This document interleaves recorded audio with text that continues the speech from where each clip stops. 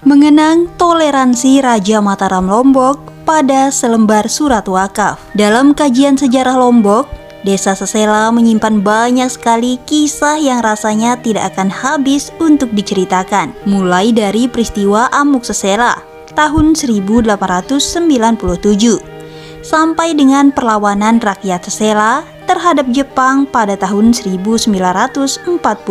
Atas dasar itulah, Infonusa merasa perlu untuk mendatangi Desa Sesela bersama dengan beberapa kawan dari Lombok Heritage and Science Society pada hari Minggu, tanggal 18 September 2022. Infonusa akhirnya datang juga ke Sesela. Hal ini juga untuk memenuhi undangan Bapak Ghazali, seorang kawan asli Sesela yang sungguh mulia hatinya. Di rumah ialah kami dijamu dan diceritakan tentang sejarah Sesela. Namun, kali ini Infonusa tidak ingin membahas tentang Amuk Sesela atau perlawanan rakyat Sesela terhadap Jepang. Ulasan tentang dua peristiwa ini sangat banyak ditemukan. Infonusa hanya ingin mengulas tentang sebuah surat wakaf yang diberikan Raja Mataram kepada seorang penghulu negeri Sesela yang bernama Penghulu Nur Salam. Bagi Infonusa, surat wakaf itu menarik dalam beberapa hal. Pertama, bahasa yang digunakan adalah Melayu lama. Kedua, isi surat yang sangat detail tentang luas tanah, jumlah pajak, hak-hak penerima wakaf, dan keinginan raja atas tanah wakaf tersebut. Surat itu dibuka dengan kalimat bahwa Sri Paduka Ratu Agung Gede Ngurah Karangasem dan Sri Paduka Ratu Agung Ketut Karangasem yang bertahta kerajaan dan kebesaran dan kemuliaan serta adil kuasa memerintahkan di dalam antero negeri Selaparang dan bersemayam di dalam kota Puri Mataram. Isi surat kemudian berlanjut pada keinginan Raja Mataram untuk memberikan tanah wakaf kepada penghulu negeri Sesela, yaitu Penghulu Nur Salam. Keinginan itu Raja Mataram niatkan semata-mata sebagai amal jariah agar di negeri Selaparang yang mengerjakan sholat Jumat agar segera didirikan masjid. Luas tanah yang diberikan adalah 4 tenah atau 1 tenah sama dengan 5.832 meter persegi, sawah dan 2 cutak kebun.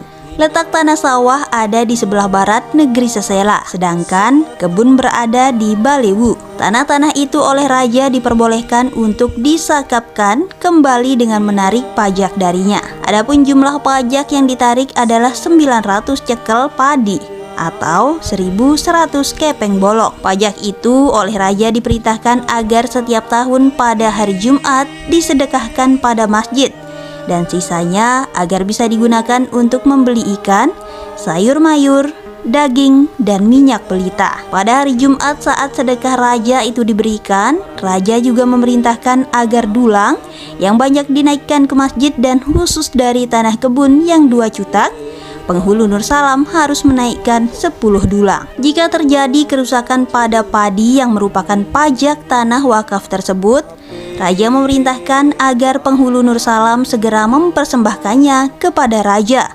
agar segera diberikan tambahan dan gantinya. Raja juga memerintahkan supaya rakyat Sesela selalu mendoakan raja agar tetap sehat dan panjang umur. Raja bahkan meminta secara khusus agar doa itu dipanjatkan pada waktu yang mustajab, yaitu sela di antara 2 khutbah sholat Jumat. Surat raja ini ditulis pada sebuah lontar.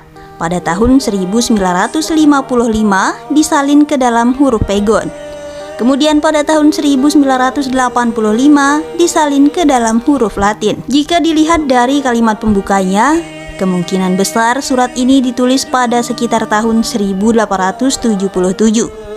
Ini mengacu pada tahun pengangkatan putra mahkota anak Agung Ketut Karangasem, yang mana sejak pengangkatannya segala bentuk surat menyurat selalu menyertakan 2 orang, yaitu sang raja anak Agung Gede Ngurah Karangasem dan putra mahkota anak Agung Ketut Karangasem. Yang lebih menarik dari surat itu menurut saya adalah pengetahuan raja akan agama Islam yang cukup mendalam. Ia yang dikenal sebagai raja Hindu rupanya sangat paham tentang wakaf sebagai sebuah amal jariah yang pahala tidak akan putus. Selain itu, ia juga mengerti waktu mustajab berdoa, yaitu sela waktu antara 2 khutbah sholat Jumat. Apakah konsep surat itu dibuat oleh Qadi Islam resmi kerajaan atau bagaimana? Yang jelas, sejarah mencatat Sejak naik tahta, Raja Anak Agung Gede Ngurah Karangasem memang dikenal dengan kebijakannya yang pro terhadap warga Islam Sasak. Pada masa pemerintahannya lah, banyak tanah wakaf dikeluarkan,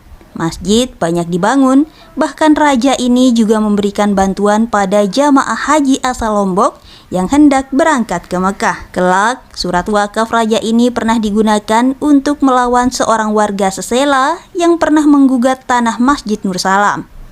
Dan syukurnya, berkat surat ini, pemerintah desa saat itu berhasil menang di pengadilan. Tanah wakaf ini sampai sekarang masih menjadi milik Masjid Nur Salam dan pemerintah desa Sesela. Dari surat wakaf ini kita banyak belajar tentang banyak hal.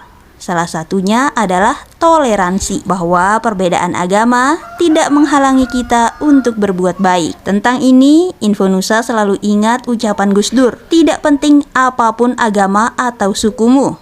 Kalau kamu bisa melakukan sesuatu yang baik untuk semua orang, orang tidak pernah bertanya apa agamamu.